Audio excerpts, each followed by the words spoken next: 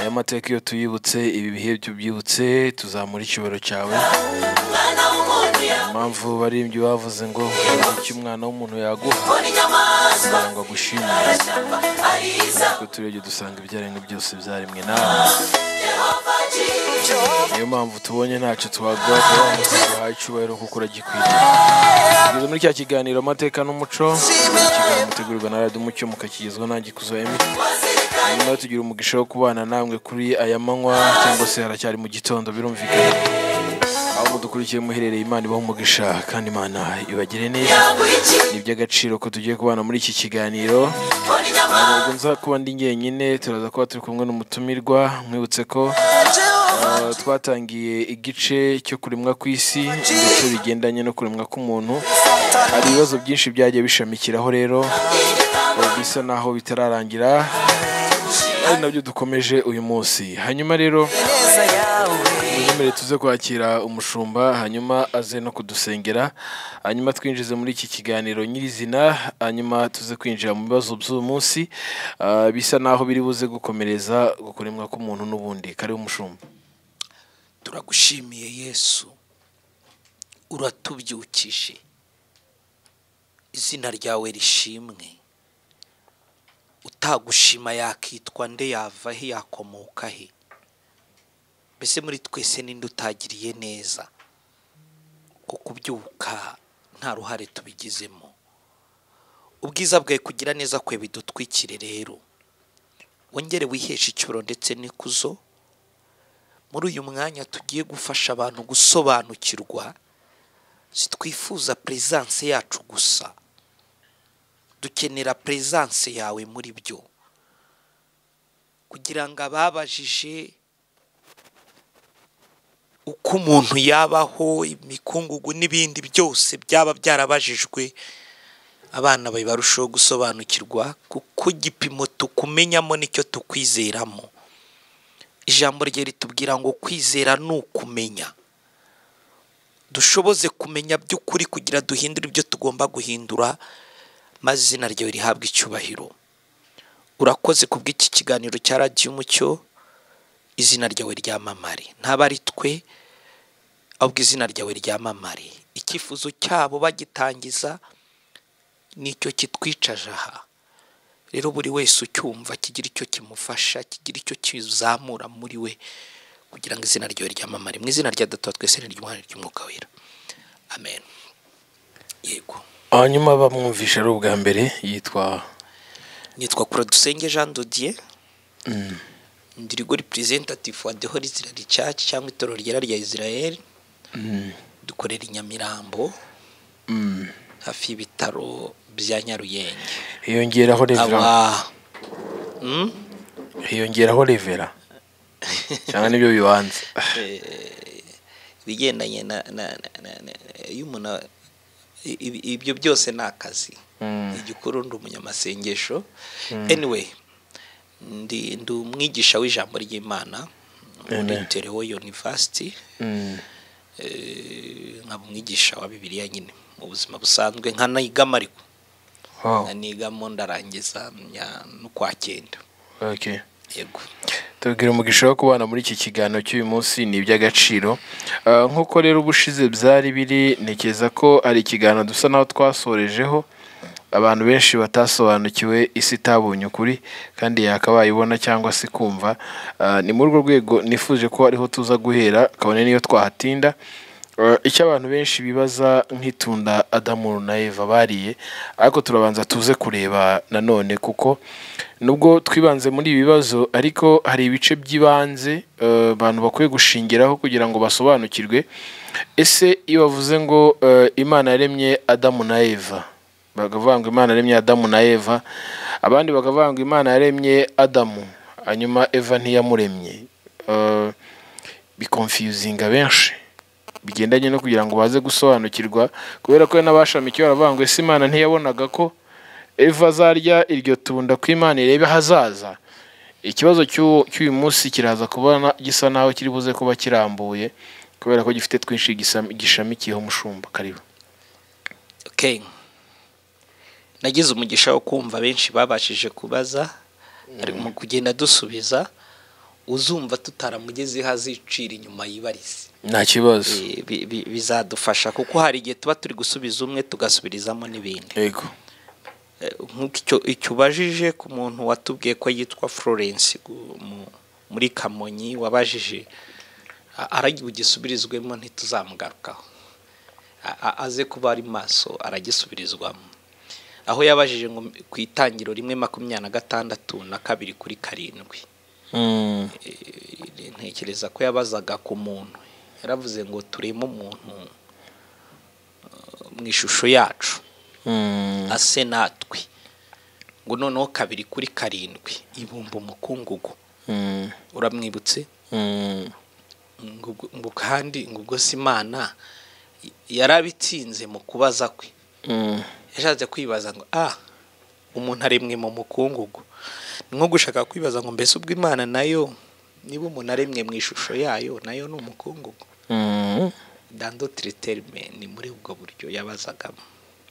So turasubiza muri buno buryo, tunaze gusubiza kw'icyo uvuze ni byiza. Icyambere hari icyo bita création, créer na forme. 2:7 ni forme. Ni forme ni ishusho.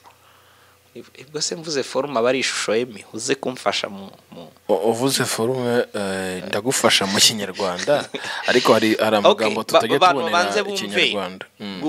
Création ni à partir de nia, no guhera ku busa. Kurema. Kurema no guhera ku busa. Ni 1:26. 2:7 ni forme. No guhera ku mukungugu. Icyo ni cyasabwa kumva. Ikindi asabwa kumva kirenze kuri ibyo mbashije kuvuga. Imana ivuga ngo tureme umuntu mu ishusho yacu. Ntabwo yabwiraga abamarayika. Hari abandi bantu yabwiraga, niyo yibwiraga. Niyo yibwiraga. Yibwiraga mu buhe buryo? Mu butatu bwera. Abantu tuzanabugarukaho by'umwihariko. Tuzabigarukaho.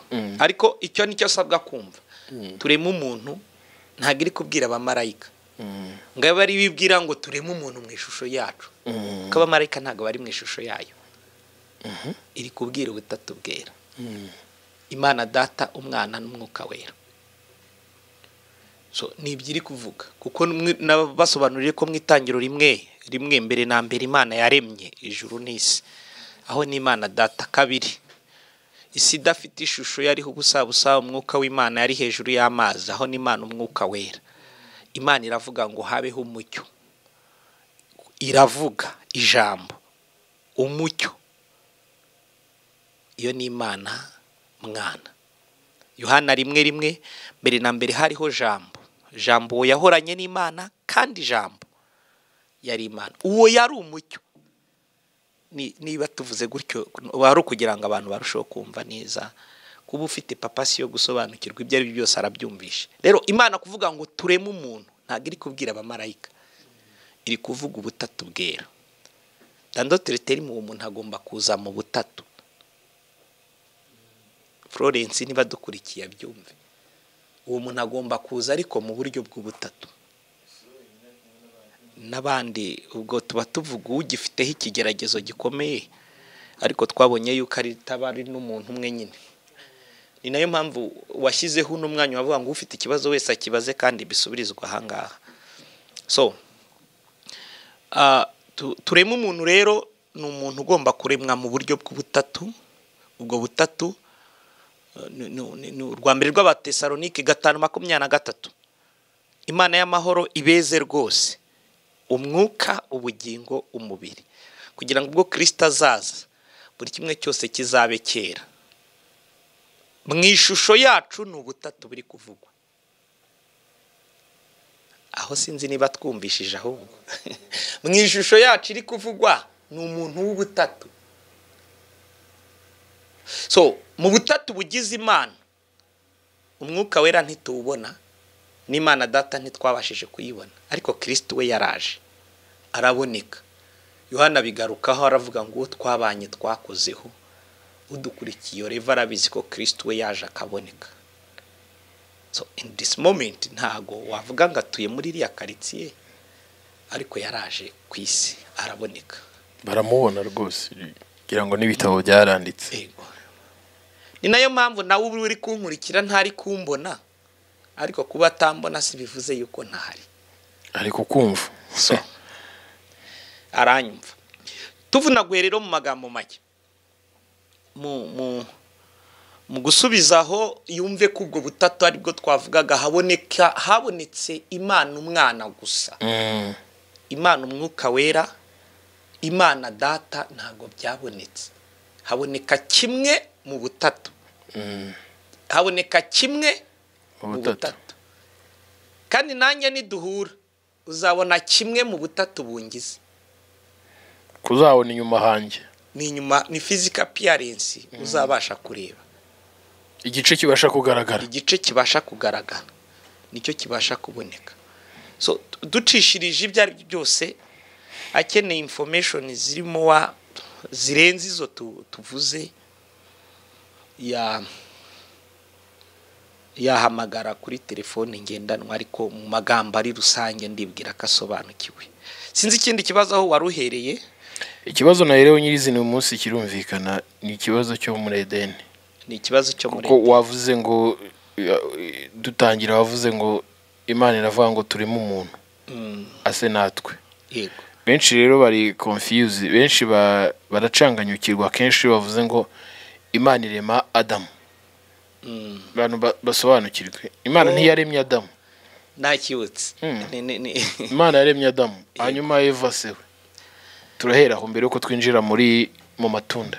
So kadusubiza abantu, Bibiliya ikomeza ivuga ngo umugabo n'umugore niko yabaremye. Kansubiremo, ntago ari ngewe na imwe, kereka tubahaye ibyanditswe kugira ngo ibyo tuza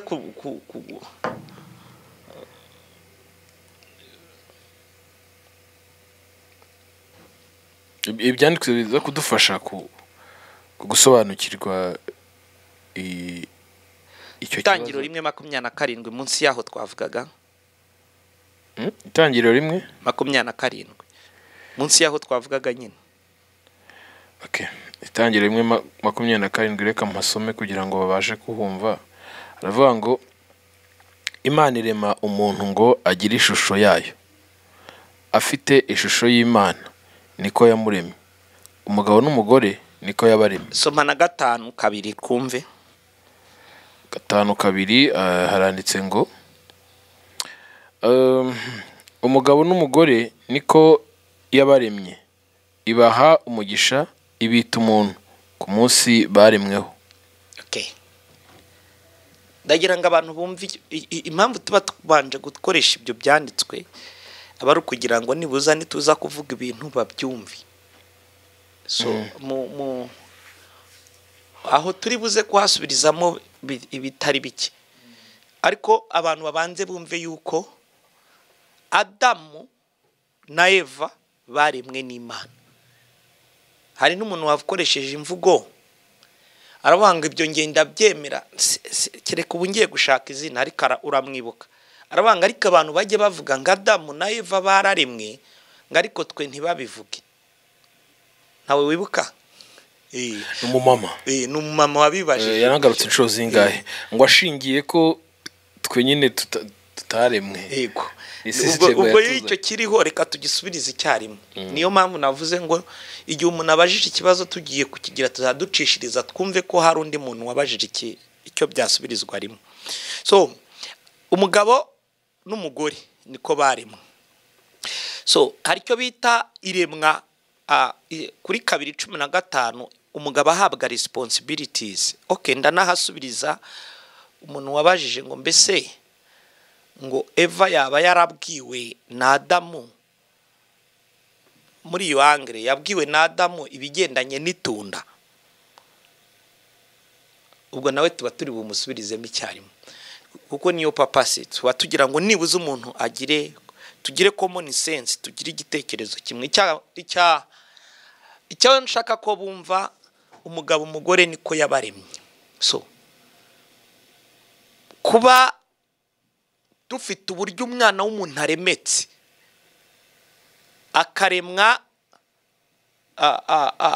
akaba yararemwe mu buryo bw'umwihariko, abe Adamu abe Eva, tuzirikane ko njye nawe ntawabaremye. Adamu uko yamugenje njye nawe ntitwari duhari, na Eva uko yamugenje njye nawe ntitwari duhari. So hari ikintu rero baba bashatse gufata ngo okay, umugabo yabanje kuremwa, umugore imukura mu rubavu rwande rwa Adamu. So imiremere rero y'uburyo yabikozemo, nyiri kubarema nivuga ngo umugabo n'umugore niko nabaremye mu buryo bw'ubutatu. Ahubwo abantu babanze bumve niko nabaremye muri bwa butatu. Iyo tuvuga kuremwa mu ishusho nagisobanuye, ni ubutatu buri kuvugwa. Kuko nge naye miyo tubonye uradutandukanya physical appearance, haba hari kuvuga ubutatu. Umugabo rero n'umugore niko yabaremye, iyabaremye yemeza ko ari uko yabaremye.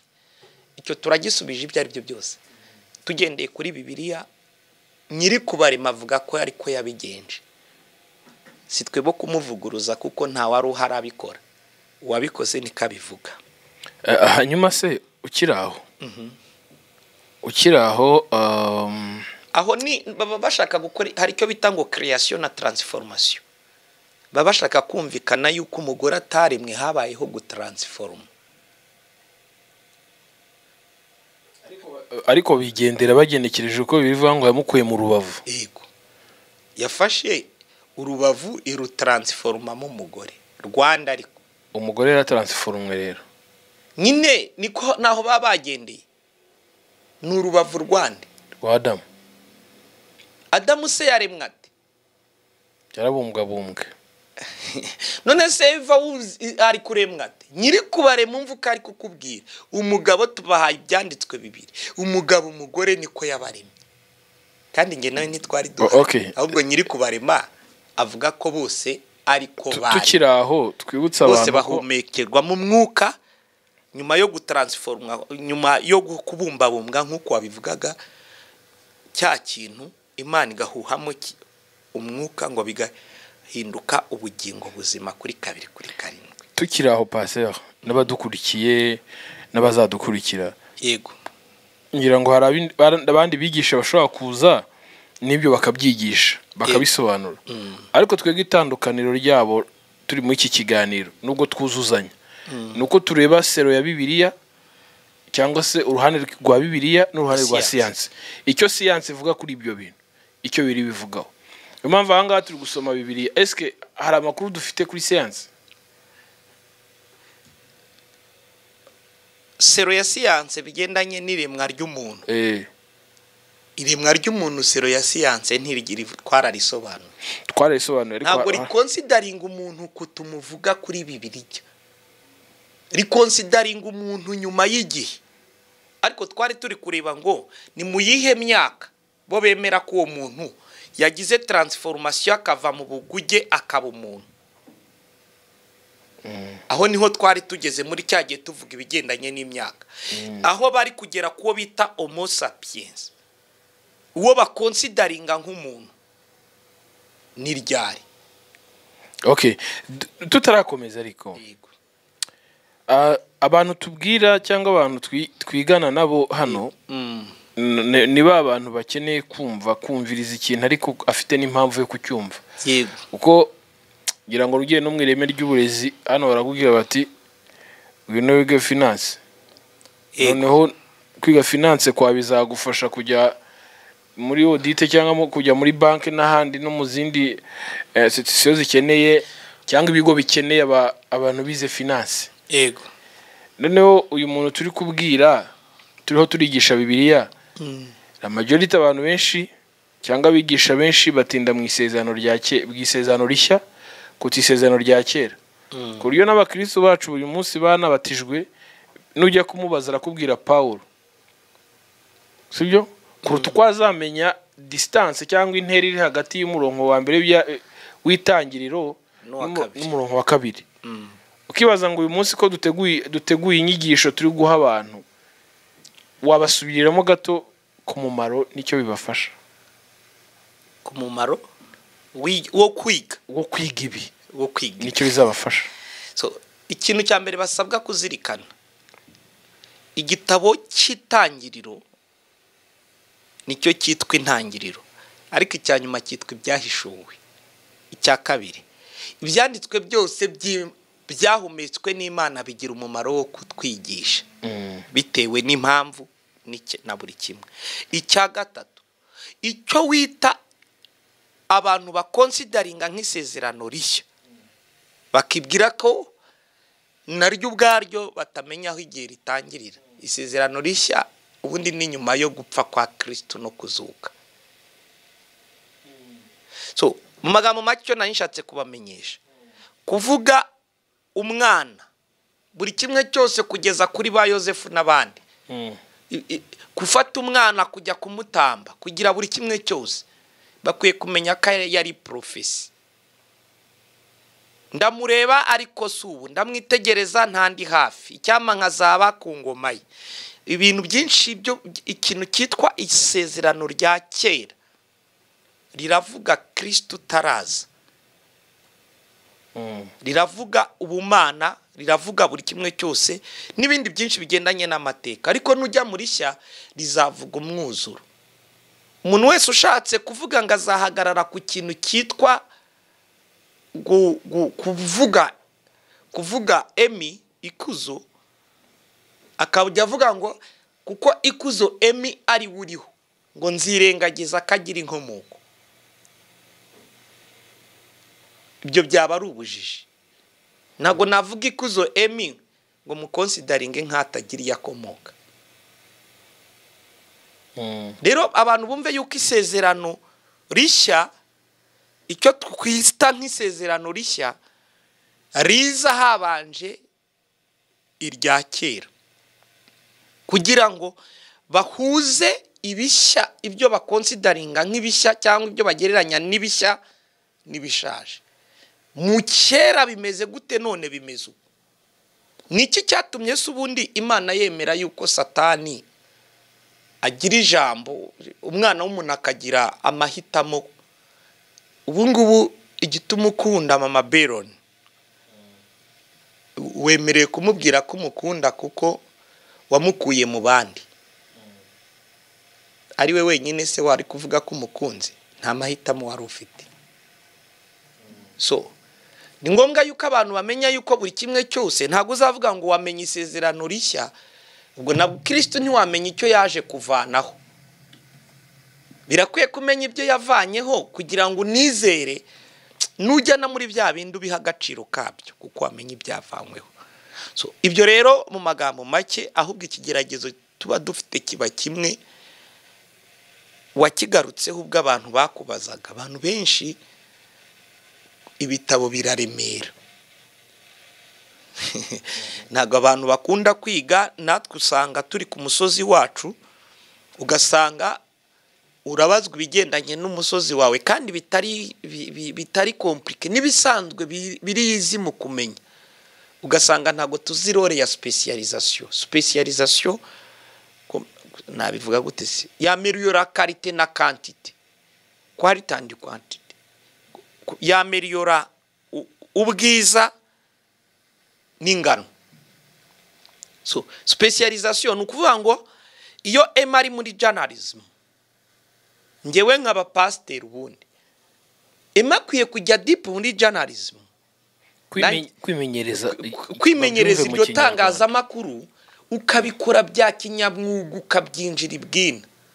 Ariko nanjye nkwiye kubibwina bwibi kugira ngo nitujya gufatikanya ube hari icyo ufite nanjye hari icyo mfite. Ahari ibyo bigira avantage kubize economics, ahari ku absolute faible niho haba hari avantage iri preserve. Ahari ibyo byo tubyihorere, bumve yuko iyo umuntu afashe icyaka kigibwina, emi turabana kenshi ntabwo ndi bugusabe kumenya Bibiliya ngo ugere ku rwego ngo nzakubwire ngiye ranje umenye Bibiliya tunganye, byazagusaba yuko nawe ibindi uba warabihagaritse. Ariko hari ibyangombwa by'ibanze ukeneye, hari n'ibyo ukwiye gukenera ukihutira gufata telefone ukambaza. Ni nacyo kibazo ubu kiri kuvuka. Abantu turapfobya, umuntu arifata akorera ku yindi dimension, ubumenyi bucye afite kuri cya kintu bukamufacilitatinga kujyaginga indi department, bukamufasha kwica izina ry'abandi cyangwa kwangiza izina ry'abandi. Ni ukuvuga ngo hari icyo bita imisozi 7. Imisozi 7 nshatse kuvuga ni umusozi wa family, ni umusozi wa media, ni umusozi w'umuryango, umusozi w'itangazamakuru, umusozi w'uburezi, umusozi wa w'ubucuruzi, ni business ubwo n'ubucuruzi, umusozi w'idini, umusozi wa siporo. Nk'ubu ngubu Emi ntago navamo umukinnyi mwiza ngo bipfe koroha, kubera ko imbaraga zanjye nyinshi ndazerekeza kuri family, ku muryango, nzigarure no kwitorero n'ibifitanye isano nabyo. harasiga umusozi umwe kugira ngo navuze ituzuye se, wavuze 6 ngira ngo umusozi w'umuryango, hari umuryango w'itangazamakuru, umusozi w'ubucuruzi, umusozi wa siporo, umusozi w'uburezi, n'umusozi w'idini. Habuzemo uhese ubwo ntabwo yuzuye, ibaye 6. Wivuga butumwa ni ugendana n'idini. Uwo musozi w'idini uri hamwe. Yego, hari umusozi w'idini, hari wa business, hari wa guverinoma, ubutegetsi niwe utarushizemo. Niwe utarurimo. Niwe utarurimo. Okay. So iyo misozi rero esheke ikomeye ni uburyo kimwe gishaka so menya ko ufite specialization ku musozi runaka. Ukiraho nibutse abadukurikiye ko impamvu y'ibi byose ni ukugira ngo basobanukirwe impamvu tubigisha ibi ngibi. Yego. Hari specialization, kwimenyereza, kwispecializa ku kintu, gukora izoteke, kugibwina bwa cya kintu, kukinjiramo kuruta ibindi. Si bivuze ngo ibindi ubyignoring ubyirengagiza, ariko hari ikintu cy'umwihariko ukwiye kuba warinjiyemo ibwina ukakigibwina. No kuvuga iki? Ubu nawe nge urabizi yuko nize diplomacy, international relations and diplomacy, muri maîtrise nibyo nize. Ariko reka ngusasira inzubi. Ubu uzumva ndi kwigisha, wumve ndi kuzanamo ibigendanye na diplomacy n'amategeko n'iki. Ariko ntago ndemereza uwo musozi wa politike, nubwo ibyo nize bifitanye isano nabyo. Hako singutakazamo umwanya nk'umusozi w'idini, kuko umusozi nge nkoreraho n'uw'idini niwo utindaho cyane, niwo ngomba gutindaho. Si bivuze ngo nta information mfite kuri wa musozi, ariko si wo wanjye. None undi nawe ugiye kujya ku musozi w'ubucuruzi, uzamenye kazahatinda. Ntibivuze ngo ibindi arabyirengagije, ariko nta bitakazamo imbaraga. Kandi ikintu cyose ukunda kigusaba umwanya munini, ugitangaho umwanya. None hesheke ikomeye twashaka kuvuga cyangwa igihombo gikomeye, nuwagiye ku musozi agakwepa ibyawo, kandi ari wakoreraho. So aba nicyo kimwe mu bintu, inzu y'Imana cyatumye ngo itabamo ibintu by'intambara n'impungenge, ngo Imana yari yatanze kwiyubaka ry'uriyo nzu. Ibintu byo guhondagura ngo nta nyundo, ngo ntaki izahavugirwa, ngo byacongerwaga iyo bakabizana biri final product, bitakiri raw material. Uyu munsi rero impamvu uzabona buri musozi wose ushaka kuzanamo ibintu byinshi bya challenges n'intambara nyinshi, usanga hari abantu batacongeye uwo musozi, ahubwo bagashaka kwicongera. Ariko niwe nuwashatse no kuwicongamo yawugezemo, ahubwo agashaka ibya wa musozi atishyura ikiguzi cyawo. Nukuvuga iki? Agashaka gucuruza ataranguye, atafashe hari icyo bita ikiguzi cy'umurimo n'inyungu z'umurimo. ubu umuntu ashobora kunkubita amaso yakumva turi kugira gutya agahita nawe ushaka kwishyura ikiguzi cy'umurimo arabanza wishyura ikiguzi cy'umurimo utarabona inyungu zawo. ugomba gushoramo buri kimwe cyose barashora. Niyo mpamvu benshi byabananiye baza kuri YouTube bikabacanga. It's okay, reka twe kubitindaho tuze kureba nyirizina. Noneho wari usobanura kugira ngo abantu benshi bamenye igiciro twishyura kugira ngo tumenye, sibyo? Kumenya ikipimo umenyamo ni nacyo wizeramo. Nicyo wizeramo. Abantu benshi dufite uyu munsi impamvu bameze nk'abahuha na rwa ruyungo ruhuha n'umuyaga rumwe Paulo yavuze, ngira ngo ni impamvu ya skill ziri hasi, ubumenyi buke bafite kuri ibyo bintu byo kwizera, ku buryo umuntu mubwira kwizera kumva ko ari ukwizera like Imana izamuha inzu, Imana izamuha imodoka, Imana izamuha umugabo cyangwa umugore.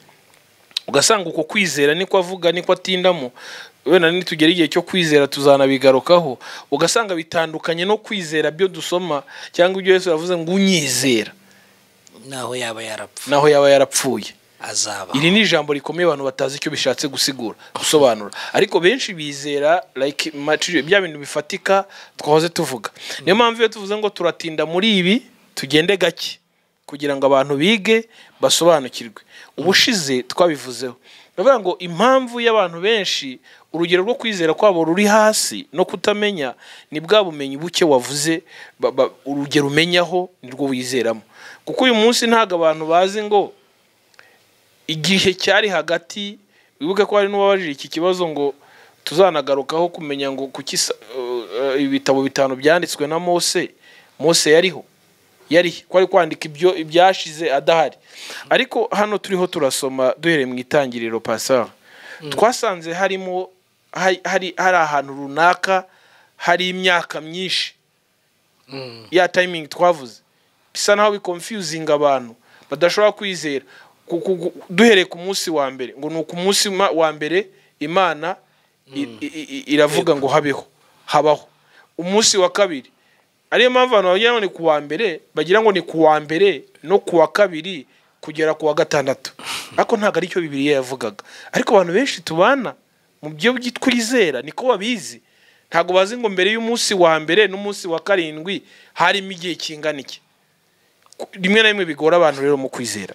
Abantu basobanukirwe n'impamvu turahangaha. Hanyuma rero Pastor tugarutse iwacu, ubundi mukuri kuzuye igipimo umenyamwe ibintu nibwo ubyizeramo.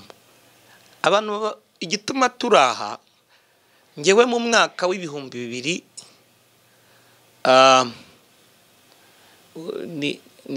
ndumva ari 2000 hagati ya 5 n'8 gutyo.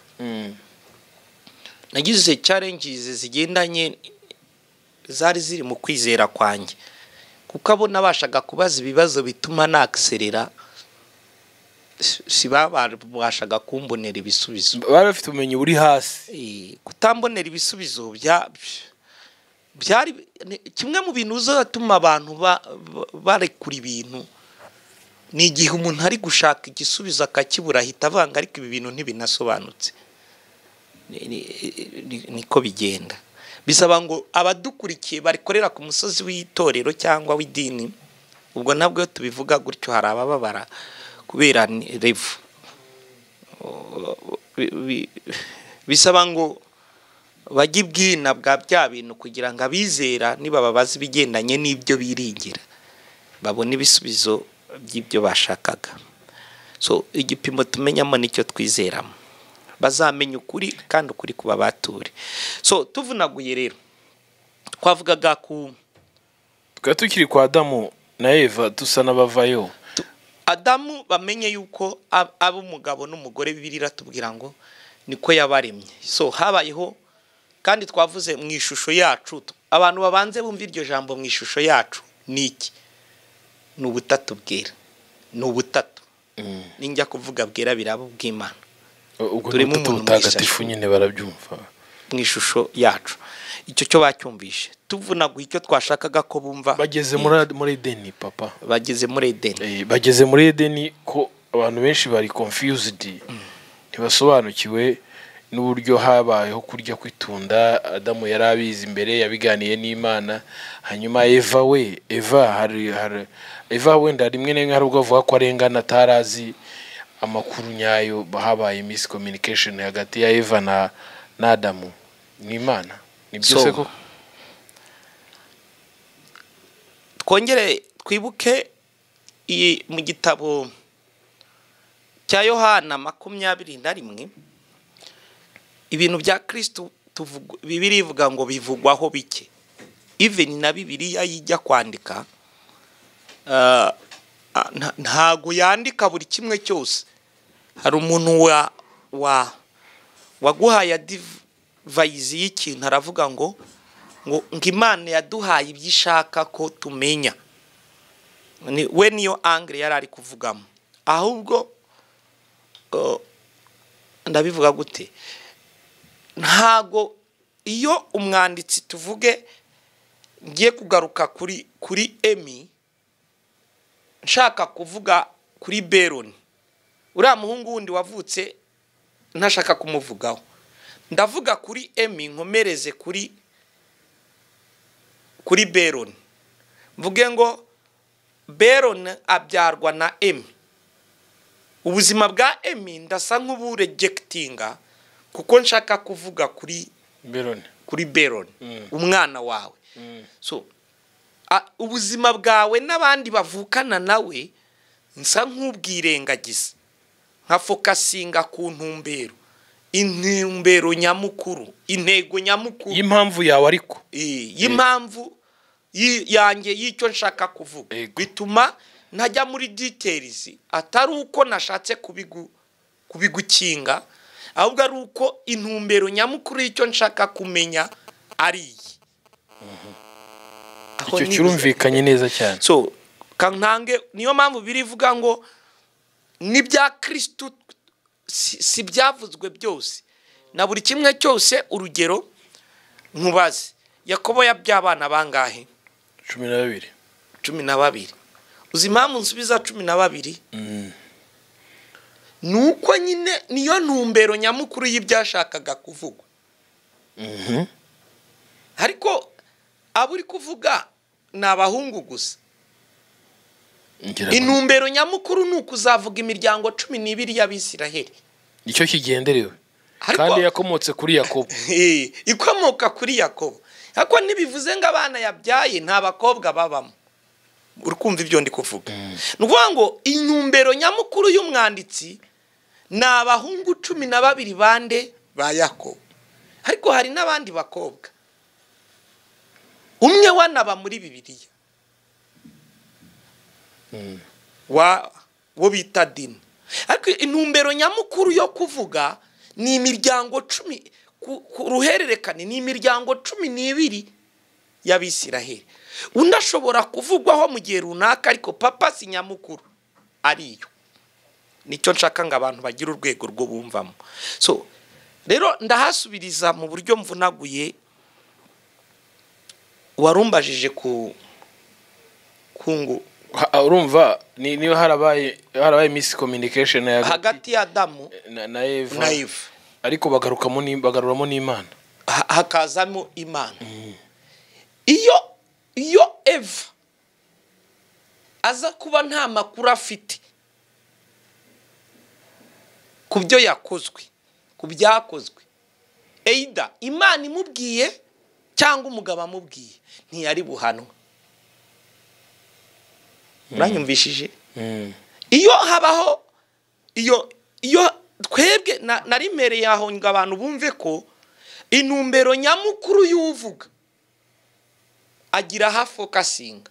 Ariko iyo Adamu na Eva,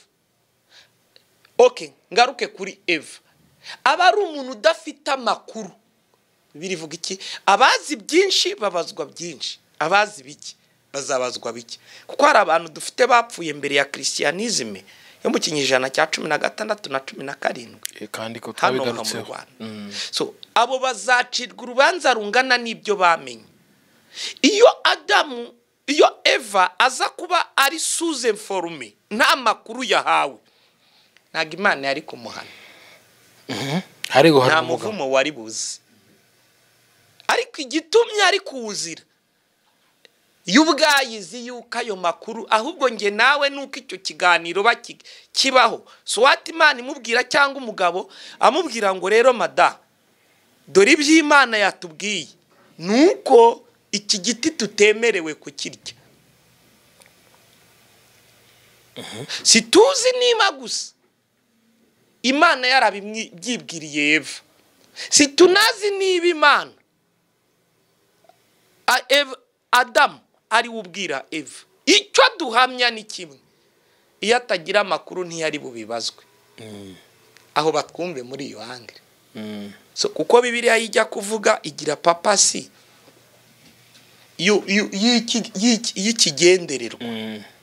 Ubu umuntu ushatse ubusunzi se ushobora kumenya na papa, uremera ko mfite abavukanye utarabona kandi turi inshuti. Yego, hari abavukanye mfite utarabona.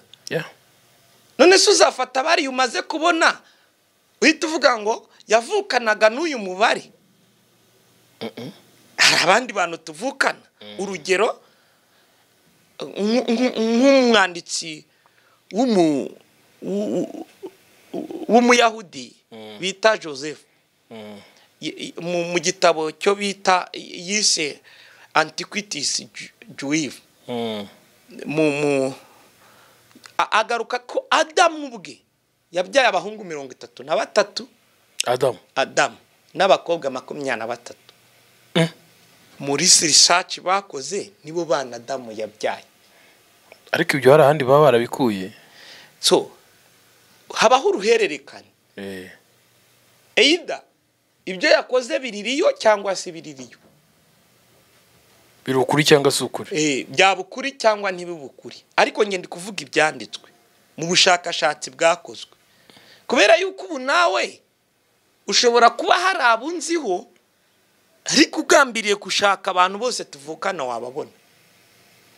Ariko hari umwe nkeneye niwe ndi buvuke. Ngiyewe uburanza ariko ntacyo bikubwiye kubutabazi. Uko bana ba Adamu gusa bigiye kuba ngombwa kubashaka wabashaka, ariko ubu ngubu urumva bitari ngombwa kuri wowe. So umwana wa mbere icyo Bibiliya igaragaza yuko Adamu yagiye kuvuka, Eva bambe Kayini yavutse Adamu ngo amaze imyaka 130.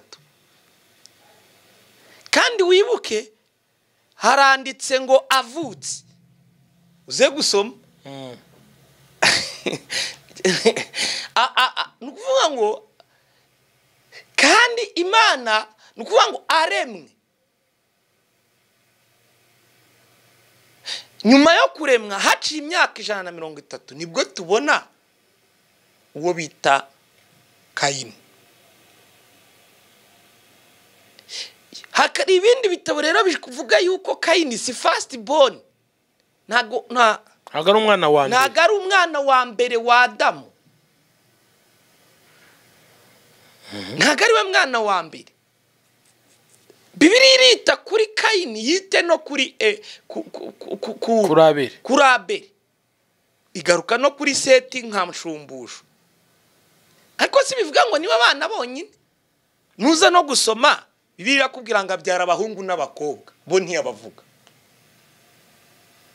Kandi ubwo nabo babyanaga na bashiki babo, kuko nta muntu harya wakikubajije ngo tugisubirizemo. Nyine barakibajije, kandi yarakubwiye ngo sinshaka kwivuga izina ngo kubera ikintu ngiye kuvuga.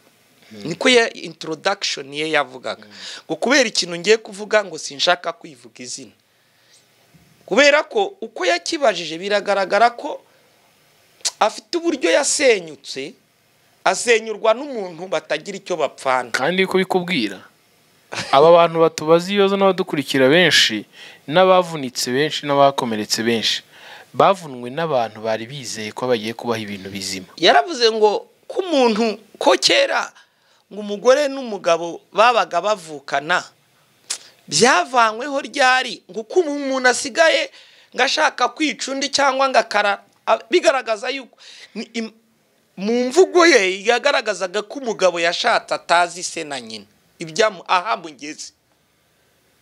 icyo umuntu ahita cyumva Ko yakabaye yarishakiye uwo bavukana ko nibuza. niwe wakabaye amwumva. So mu magambo make reka nawe dufatireho tumusubize. Kera muri abo bana tubonero no gusubiza abantu bajya bavuga ngo Adamu akura hehe umugore.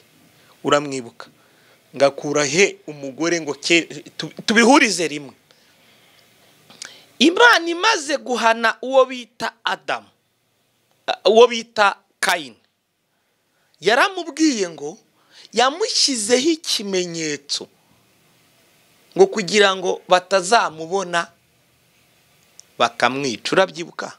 Azapfe yangara agende ariko batazamubona. Nicyo nshaka.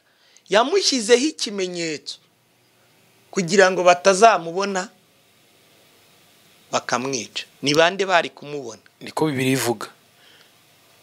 Usugira ngo ni yindi miryango, ni ya famiye uko umuntu yabashaga gutera imbere yagendaga bahinga. Ntago ari nk'uno munsi ushinga business yindi. Oya, business yari iriho yari icyo gihe nubwo buhinzi nuko korora. Umuntu yabashaga kugenda ashakisha ubwatsi cyangwa ubutaka bwera agakomeza akagenda ariko ari uwaho. Abo bantu bakomokaho bari buzamubone kuko bamuzi. Nirega n'umuvandimwe wabo. Ni umuvandimwe bamenye uti iki ngiki cya uzamarira yashyize mu muryango atwicira umuvukanyi. Urumva bo kumubona bariwo. N'abantu bazi aho bakomoka. Kumushyiraho ikimenyetso ni igituma utabona kari we. Mukaba mwabana mugakatana mugaca hirya hino, ariko ubwonko bwawe kubera ikimenyetso kimuriho kiri kuguhisha kari we Kayini. Twibutse abantu ko ibi uri gusobanura nta sero ya siyanse ihari. Aho si siyanse turi kuvuga. Ubu ni Bibiliya. Turi muri Bibiliya. Kandi ubisobanuye neza byanze bikunze. Hari abana benshi ndetse bakuru kuri Gahini bari baravutse. Wagiye. Bibiliya isobanura yuko kadukoreshe Bible. Soma mu gitabo. Ibi biratuma abantu barushaho kuryoherwa no kwiga Bibiliya no kumenya byinshi byimbitse muri Bibiliya. Apana kugenda batoragura utuntu tw'uduce ngo dusome ngo Abakorinto ngo igice cya mbere ngo be yaho utuntu nk'utwo ngo be yaho ukibaza ngo uyu muntu ngiye birahita waje kwigisha icyo. Soma Itangiriro 5:4 twumve. Itangiriro 5:4 nahageze aravuga ngo amaze kubyara Seti mpere 3. Kandi Adamu yamaze imyaka 130 avutse. Abyara umuhungu ufite ishusho ye. Yego. Usa nawe. Amwita Seti. Ubwo nibwo Seti yavutse. Amaze kubyara Seti, Adamu arongera amara imyaka 800. Ayibyaramo abahungu n'abakobwa. Harabuzi? Hari umubare? Wenda ni 100. Niyo mpamvu uriya muntu wo muri Antiquities uri kwandika ayo mateka nge sinemerewe kumuhakanya. Kuko Bibiliya yirakubwiye ngo ayibyayemwe abahungu n'abakobwa. Kandi imyaka 100. Kandi umva igihe Seti avukiye. Seti avutse agejeje mu 130. Yeah. Seti we avutse mu 130. Seti azarishumbusha wa Abeli wapfuye. Haciye indi myaka igera muri 800. Abantu bumve ko havutse benshi. Gushyirwaho ikimenyetso kwa Kayini ngo ni kugira ngo umuntu atazamubona akamwica. Kuki yamubona akamwica? Yamuhora umuvandimwe we yishe. Cyangwa Kayini aracyariho na n'ubu. Okay, it's okay. Yamuhora umuvandimwe we yishe. Imana ikora ikintu kuri Kayini tutaramenya icyo ari cyo kibasha gutuma utamubona ngo umwice ngo wibuke ko ari we waguhekuye. ni wo kwiciye ikimana yakoze. umuvandimwe. So rero mubo yashakaga icyambere abari kumubona nabo bavandimwe be nabo bakomoka hamwe. Umugore yashatse yari mushikiwe. Dusubirizeho wa wundi Abalewi kabiri, kuva kabiri rimwe reka dusome uyu murongo ko n'amasaha yatujyanye. Ngo umugabo wo mu muryango wa Lewi aragenda arongora umukobwa wa Lewi.